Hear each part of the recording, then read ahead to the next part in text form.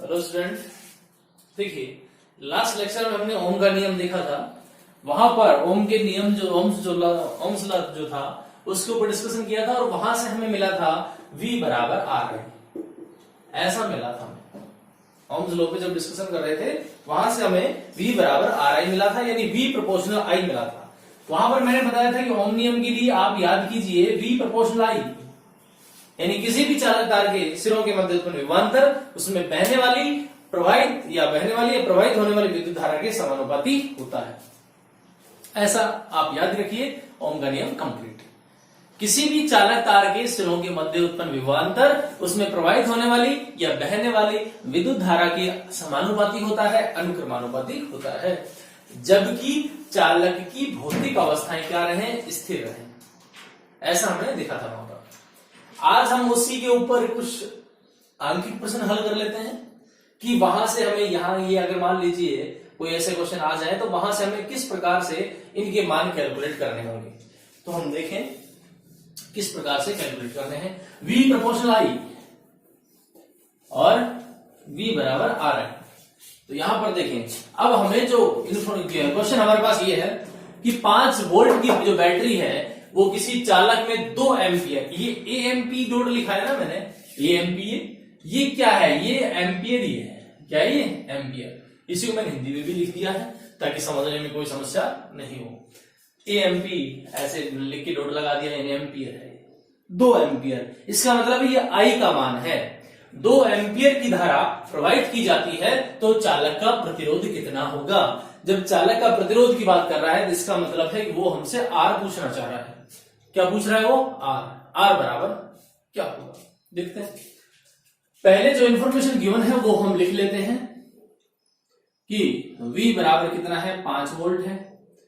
I बराबर कितना है, I बराबर हमारे पास है 2 एम्पियर। कैलकुलेट क्या करना है, R निकालना है, R का मान हमें निकालना है। इस प्रकार से हम लिख लें इसको, ठीक है। अब प्रवाहित की जाती है तो चालक का प्रतिरोध कितना होगा, चालक का प्रतिरोध कितना होगा, आर का मान निकालना है। तो लिखें ओम के नियमानुसार, ओम के नियमानुसार V बराबर आर आई, ऐसा हम लिख लेते हैं। V बराबर आर लिख लें, अच्छा। और यहां से हमें किस किस का मान दे रखा है, V का दे रखा है, I का दे रखा है, किसका पूछा है, R का पूछा है। तो हम क्या करें, R बराबर V अपॉन I। V का मान कितना है, V का मान है 5 वोल्ट और I का मान कितना है 2। तो हमारे पास यहां से कितना हो गया, 2.5, और साथ में क्या हो गया, ओम।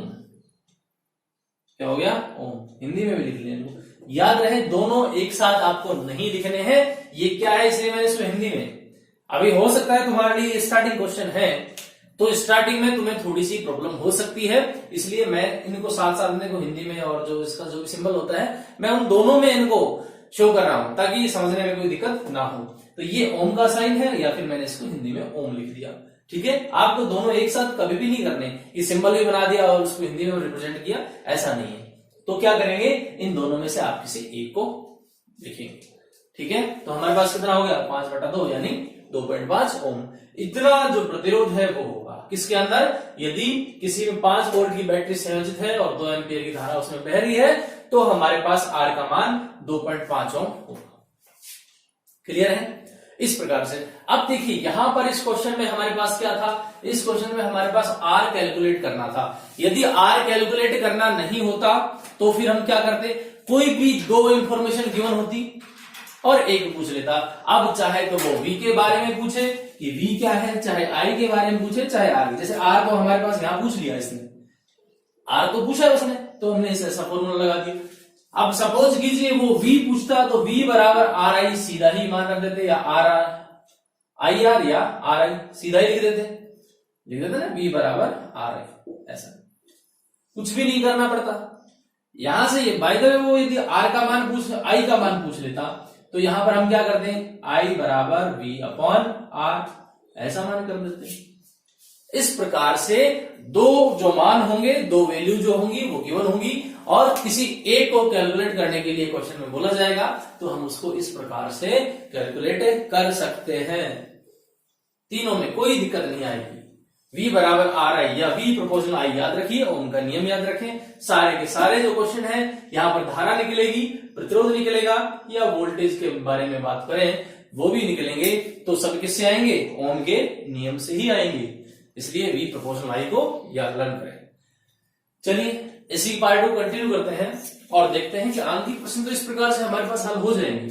तो ये जो प्रतिरोध की बात है, हमने फर्स्ट लेक्चर में जब हमारे पास बात हुई थी, जब हमने फर्स्ट लेक्चर में जो रेजिस्टेंस है आर जो है मतलब प्रतिरोध जो है उसके ऊपर जब हम डिस्कस कर रहे थे तो मैंने तुम्हें वहां बताया था कि जो आर है मतलब जो प्रतिरोध है वो दो प्रकार से संयोजित किया जाता है। या फिर आपने जब वोल्ट मीटर और एमीटर की बात कर रहे थे तब भी मैंने वहां पर दो वर्ड यूज किए थे, एक यूज किया था श्रेणी क्रम और दूसरा यूज किया था समांतर क्रम। आज हम उन्हीं पे डिस्कस करते हैं क्या है वो श्रेणी क्रम और समांतर क्रम क्या क्या है। तो देखें, सबसे पहले देखें प्रतिरोध क्या है। प्रतिरोध हम वैसे देख चुके हैं, लेकिन देखें प्रतिरोध क्या है। और प्रतिरोध और साथ में हम करें कि प्रतिरोधों का संयोजन, प्रतिरोधों का संयोजन। देखो भाई, अब हमारे पास ये तो हो गया प्रतिरोध और प्रतिरोधों का संयोजन स्टार्ट हो गया। अच्छा, अब हम बात कर लेते हैं कि प्रतिरोध होता क्या है। सबसे पहले मैं डेफिनेशन लिख रहा हूं प्रतिरोध की, रेजिस्टेंस की, कि आवेश प्रवाह में उत्पन्न बाधा को, आवेश प्रवाह में उत्पन्न बाधा को, आवेश प्रवाह में जो उत्पन्न बाधा होती है उसे क्या कहेंगे? प्रतिरोध। बाधा को प्रतिरोध कहते हैं। आवेश प्रवाह में उत्पन्न बाधा को प्रतिरोध कहते हैं। ठीक है, इसे किससे लिखेंगे? इसे कैपिटल आर से लिखा जाता है। किससे लिखा जाता है? कैपिटल आर से लिखा जाता है। ठीक, इसका मात्रक देखते हैं। इसका मात्रक क्या है? इसका मात्रक ओम होता है, ओम, और साथ में इसका सिंबल भी बना रहा हूं, ओम होता है।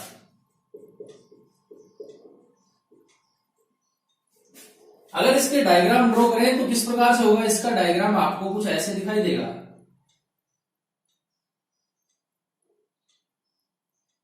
ये देखिए, ठीक है, ये हमारे पास प्रतिरोध के लिए इंफॉर्मेशन है। आवेश प्रवाह में उत्पन्न बाधा को प्रतिरोध कहा जाएगा। प्रतिरोध को कैपिटल आर से लिखा जाता है और इसका जो मात्रक होता है वो क्या होता है? ओम। क्या होता है? ओम। यानी V प्रोपोर्शनल आई, हमें ऐसा मिला था ना, V प्रोपोर्शनल आई, वहां से हम ले आर। अब बात कर लेते हैं प्रतिरोधों का संयोजन कितने प्रकार से होता है और कौन कौन सा होता है। देख लेते हैं, इसको मिटा रहा हूं।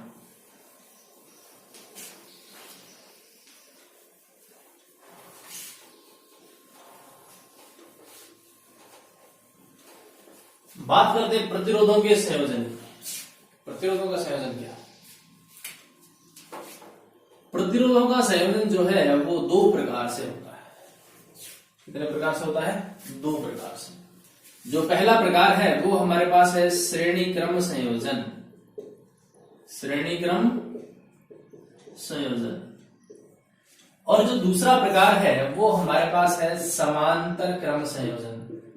समांतर क्रम संयोजन, ये किसका है? प्रतिरोधों का संयोजन। याद रखें, हालांकि एक तीसरा प्रकार भी होता है जो मिश्रित होता है। जब हम परिपथ वाले जो क्वेश्चन है, आंतरिक प्रश्न जब हल करेंगे तो वहां पर देखेंगे। मिश्रित का मतलब ये कि वहां पर आपको सीरीज भी मिलेगी, मतलब श्रेणी क्रम भी मिलेगा और समांतर क्रम भी मिलेगा, दोनों वहां कॉम्बिनेशन मिक्स होंगे, वो होता है मिश्रित। लेकिन सामान्यतः हम दो ही प्रकार पढ़ेंगे और दोनों प्रकार क्या है? श्रेणी क्रम और समांतर क्रम संयोजन।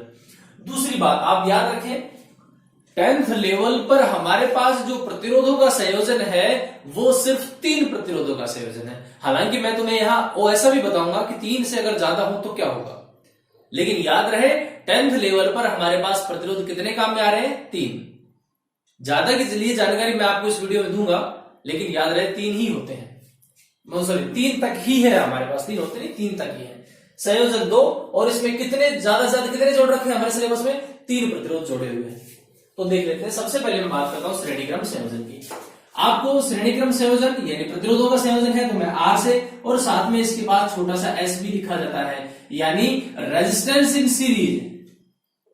रेजिस्टेंस इन सीरीज, इसलिए हम इसको श्रेणीक्रम को दर्शाने के लिए आर के पास में छोटा सा एस भी बना देते हैं। दूसरा है आरपी, रेजिस्टेंस इन पैरेलल, समांतर क्रम में जुड़े हुए हैं। ठीक है, तो हम पहले की बात करें, श्रेणीक्रम संयोजन की बात करें, और श्रेणीक्रम संयोजन के लिए देखें कि श्रेणीक्रम संयोजन में होता क्या है, उसकी डेफिनेशन क्या होती है। तो देख लेते हैं श्रेणीक्रम संयोजन। प्रतिरोधों का ऐसा संयोजन, प्रतिरोधों का ऐसा संयोजन, प्रतिरोधों का ऐसा संयोजन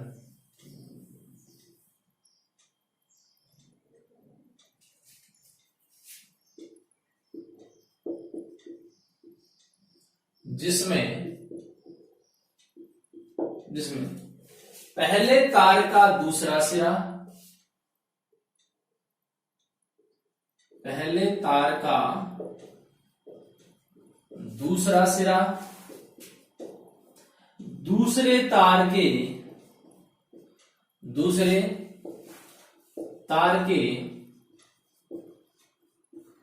पहले सिरे से तथा दूसरे तार का दूसरा सिरा, दूसरे तार का दूसरा सिरा तीसरे तार के पहले सिरे से जुड़ा होता है, जुड़ा होता है, उसे श्रेणीक्रम संयोजन कहते हैं। श्रेणीक्रम संयोजन कहते हैं। क्या कहते हैं उसको? श्रेणीक्रम संयोजन कहते हैं। यानी पहले तार का दूसरा सिरा, पहले तार का, मान लीजिए एक तार है ये, या मैं आपको यहां पर एक डायग्राम बना देता हूं। ये लीजिए एक प्रतिरोध तार है हमारे पास, ये इसका पहला सिरा और ये दूसरा सिरा। ऐसे कोई और तार होगा, उसका ये पहला सिरा, ये दूसरा सिरा, और कोई तार होगा, उसका ये पहला सिरा और ये दूसरा सिरा। इस प्रकार से प्रत्येक प्रतिरोध तार में 2 सिरे होंगे, पहला और दूसरा। मान लेते हैं ये प्रतिरोध तार है, इसका ये सिरा पहला और ये दूसरा। एक और प्रतिरोध तार है, ये सिरा पहला, ये सिरा दूसरा। ऐसे प्रतिरोध तारों के जो 2 सिरे। तो क्या कहा, जैसे मान लीजिए कि 3 आदमी एक साथ खड़े कर दिए जाएं और उनके हाथ इस प्रकार से फैला दिए जाएं, तो ये मान लीजिए पहला सिरा है, तो ये कौन सा हो गया? दूसरा सिरा। तो पहले आदमी का दूसरा साथ, यानी दूसरा सिरा दूसरे आदमी के पहले सिरे से, वो भी हाथ फैलाएगा तो इधर हाथ टच होंगे, उसका पहला और मेरा दूसरा। फिर बीच वाले जो आदमी का दूसरा हाथ है, मतलब उधर उसकी साइड वाला जो हाथ है, वो तीसरे आदमी के पहले हाथ से जुड़ेगा। जुड़ेगा कि नहीं जुड़ेगा? इस प्रकार से ऐसे सीढ़ी चलती जाएगी, एक से दूसरे में जोड़ते चले जाएंगे। तो यानी पहले तार का दूसरा सिरा दूसरे तार के पहले सिरे से तथा दूसरे तार का दूसरा सिरा तीसरे तार के पहले सिरे से मिलाकर जोड़ा जाता है या जुड़े हुए होते हैं। इस प्रकार का जो कॉम्बिनेशन है वो कहलाता है श्रेणीक्रम संयोजन। क्या कहलाएगा? श्रेणीक्रम संयोजन। और आपको कहीं ऐसा लिखा मिले RS, तो ये आप क्या समझेंगे? ये रेजिस्टेंस इन सीरीज है। किस प्रकार जुड़े हुए? सब श्रेणीक्रम में जुड़े हुए। समझ में श्रेणीक्रम क्या होता है? अब आप देख लें, इसके लिए मैं एक सिंबल, जो डायग्राम है वो बना देता हूं कि किस प्रकार से होगी। 3 प्रतिरोध है मेरे पास, 3 प्रतिरोधों के लिए मान लीजिए मैंने पहला प्रतिरोध उठाया और इस प्रकार से रख दिया, ये पहला सिरा और ये इसका दूसरा सिरा हो गया, ये R है।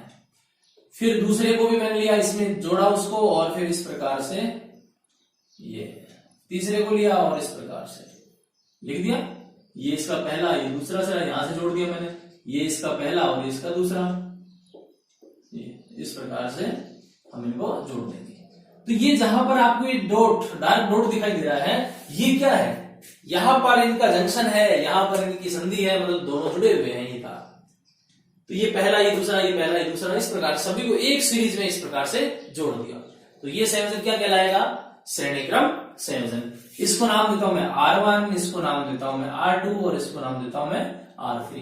इस प्रकार का जो संयोजन, लेकिन याद रहे यहां पर 1 2 1 2 ये नहीं शो करना है, ये मैंने तुम्हें समझाने के लिए बनाया है। बाकी जब आप इसका सिंबल बनाएंगे, इसका जो डायग्राम बनाएंगे, तो पहला दूसरा सिरा इस प्रकार से आपको दर्शाना नहीं है। ये मैंने आपको समझाने के लिए लिखे थे, ताकि अच्छे से इजी वे में समझ जाए आप। तो इस प्रकार का जो संयोजन है वो क्या कहलाएगा, श्रेणी क्रम संयोजन। यानी पहले तार का दूसरा सिरा दूसरे तार के पहले सिरे से, और दूसरे तार का दूसरा सिरा तीसरे के पहले सिरे से मिलाकर जोड़ा जाता है। इस प्रकार का संयोजन क्या कहलाता है, श्रेणी क्रम संयोजन। और उसका डायग्राम क्या होता है, इस प्रकार से होता है। नेक्स्ट जो पार्ट है उसको अगले वीडियो में, तब तक के लिए गुड बाय।